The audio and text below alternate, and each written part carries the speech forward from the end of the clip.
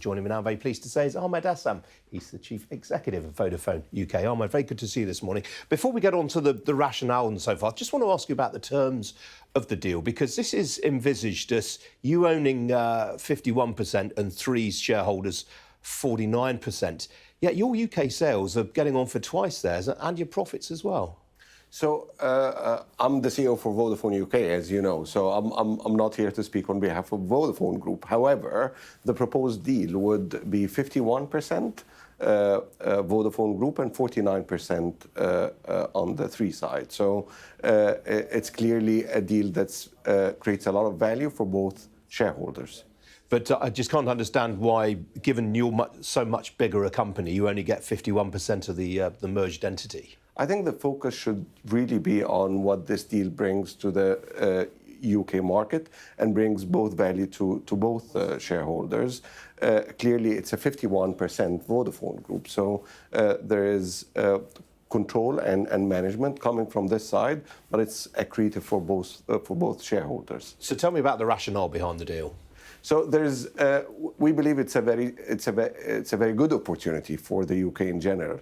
We believe the deal is very good for customers in the UK because this creates a much better network, a much bigger network, a much reliable network that will be available from day one for UK consumers. Both Vodafone and Three's consumers will benefit from a wider, bigger network. But why do you need to merge with a competitor to become more reliable, in your words? So today we have kind of an inefficient model in terms of deploying our investment. We're all building maybe in the key areas, and with bringing this together, it will become more of an efficient investment where we can focus more on covering the length and breadth of the UK rather than only focusing on the key spots in the UK.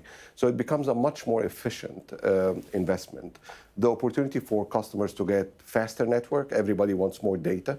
Data has grown over the past 5 years by 400%, and it will continue to rise by 40% every year. So the need for higher speeds, 5G, cannot be more than what we have today. And this accelerates the opportunity for this.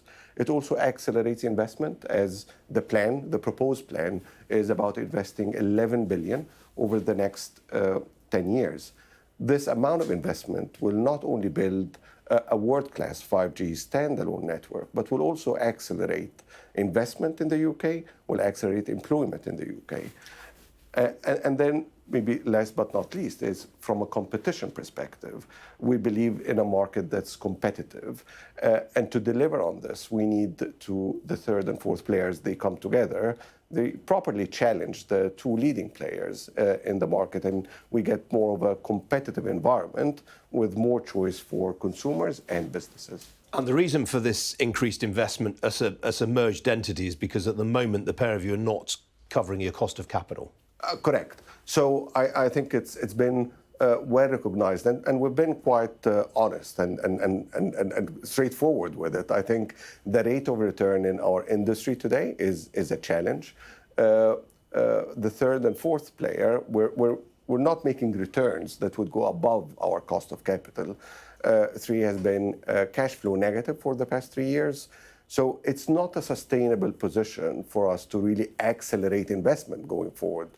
The case that we're bringing together with this proposed merger would clearly make investment more efficient as we deploy where it's needed. So I think the focus should be on how we bring the investment to deliver the best service for consumers, the best service for businesses, and deliver on the government's wireless infrastructure strategy of covering more than 99% of the UK with 5G standalone, which has huge economic value, not only for consumers, but also for businesses. Now, the union is flagging concerns about job losses. What do you say to them?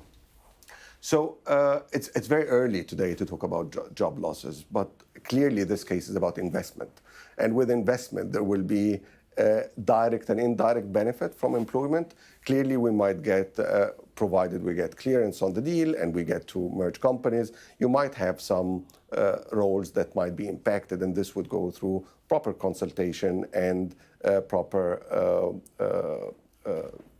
process, but also there is a lot of room for reskilling. There is a lot of room to reinvest in the network and deploy resources where it can add value. Now, obviously, there's this issue of the National Security and Investment Act as well. This is because Three UK is owned by a Hong Kong-based company.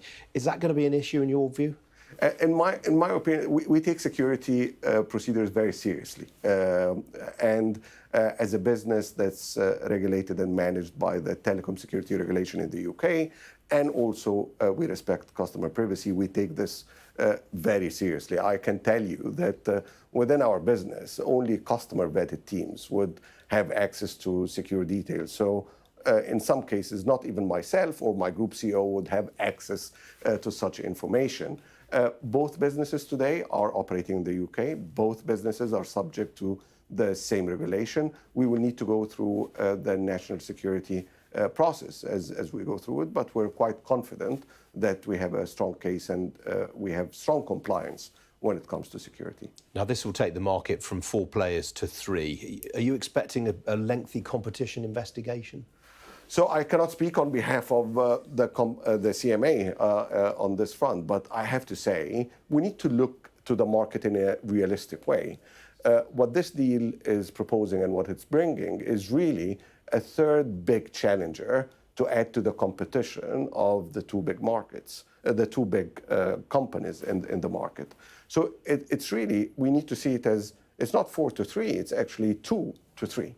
But then we also need to remember that around 1 in 4 customers in the UK are buying mobile connectivity from operators and providers who don't own their own network. So you have the likes of some of our competitors within the mobile virtual space, and 1 in 4 customers would go there. So the market is quite competitive today and will remain competitive.